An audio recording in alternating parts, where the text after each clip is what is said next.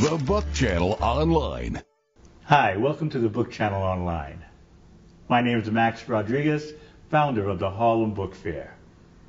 Today we're at the White Plains Public Library in partnership with my brother's keeper, the White Plains Youth Bureau, led by Executive Director Frank Williams.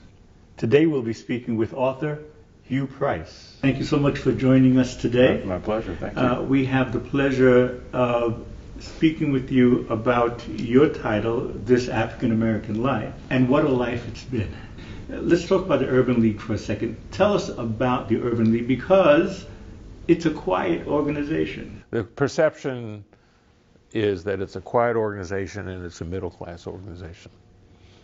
People used to say that about the League when I was the head of it, and I'd say to them, if you are accusing us of trying to help working people and low-income people and poor people climb up to the middle class, we're guilty. We're not too worried about folks who are very wealthy descending into the middle class. We are trying to help people ascend. The League is a very powerful advocacy organization. I mean, our leaders tend not to lead organized marches and that kind of thing, but we're in the struggle. Let me give you an example of how we work. When I was the head of the League, one of the toughest issues, as it always seems to be, was the question of police brutality, inappropriate use of deadly force by the police, also racial profiling and stopping and frisking.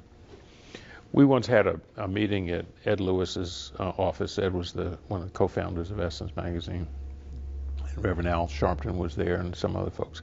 And we had a conversation about how we're going to deal with this as a movement. And we said, Reverend Al, you are brilliant at organizing street protests. I don't know anything about street protests. But we're all having a problem getting President Clinton to pay attention to this issue. So we at the Urban League are going to go focus on trying to smoke him out.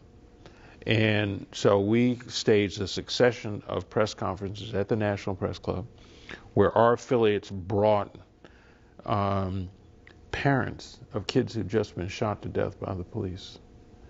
And we'd hold big press conference, say, how long do we have to bear this pain? We did one after another, just drumbeat.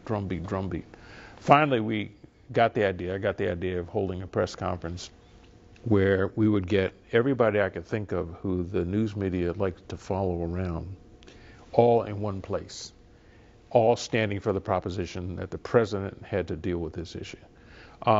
I knew the media followed me around a little bit, but it didn't follow me around the way it followed Jesse and Reverend Al. So we got them to come, we got Dick Gregory to come, we got John Conyers to come, we got Abe Foxman, the head of the Anti-Defamation League, to come, we got the head of the National Council of La Raza to come, the National Italian American Foundation. It was a big deal. That was held, I think, on a Tuesday. That Saturday, President Clinton said, okay, I get it.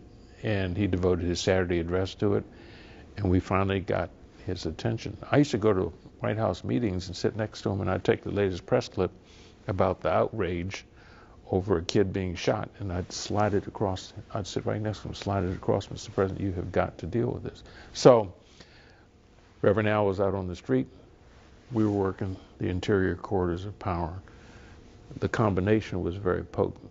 Neither one would have done it by itself. Then when we got the president's attention, I wrote a long memo to him and to the Attorney General, laying out what I thought they ought to do, the steps they ought to take, the things that they ought to get the Justice Department to do, including stepping up the pressure on local police departments, entering into agreements holding what they used to call pattern and practice investigations into what the police were doing. We had meetings with prosecutors and district attorneys and civil rights groups.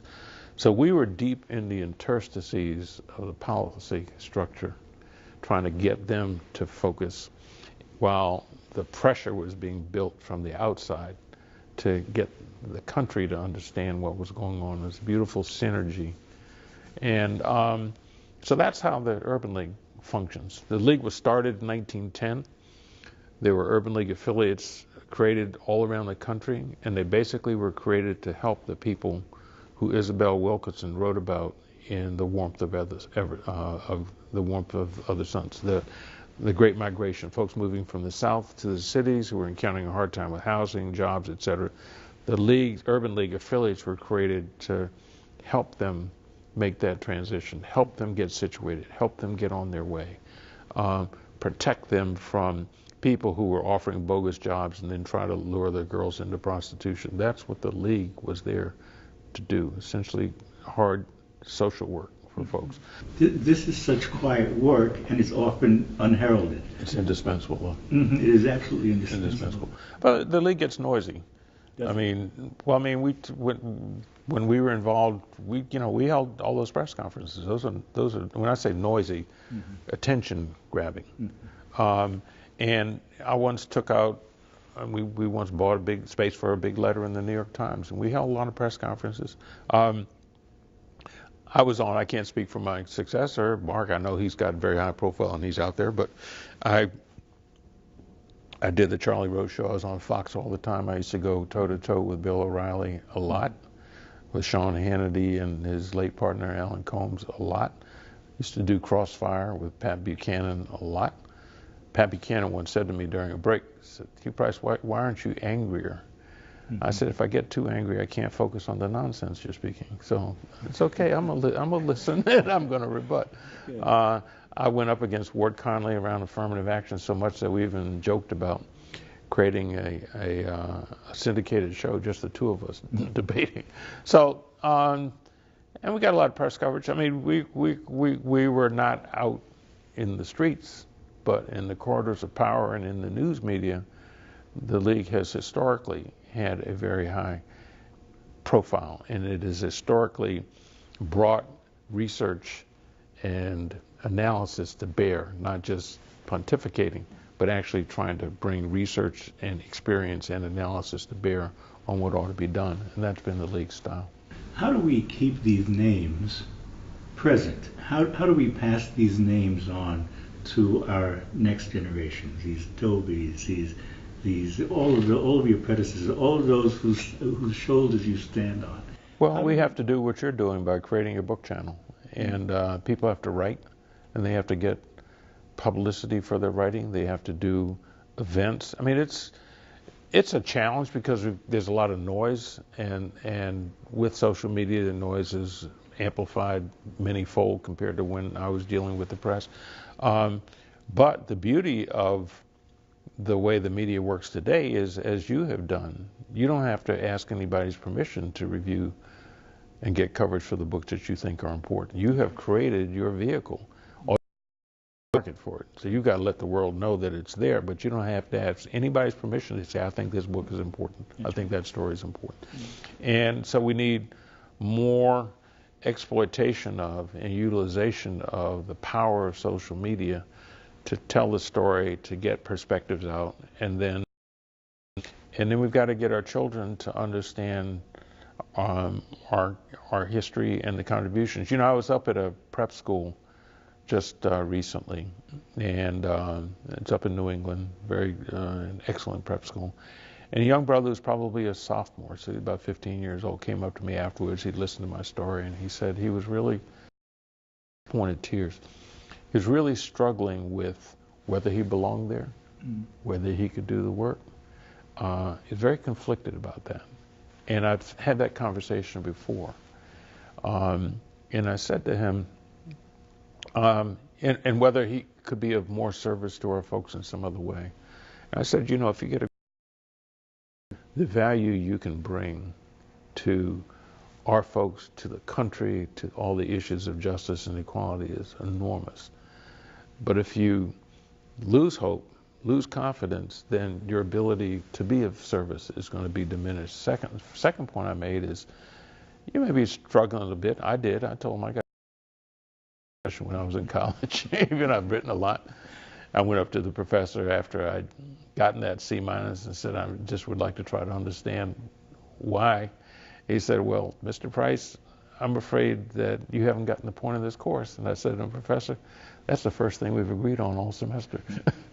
But you got to have enough confidence in who you are and what your potential is to power through that Secondly, don't internalize the obstacles that other people put in your way.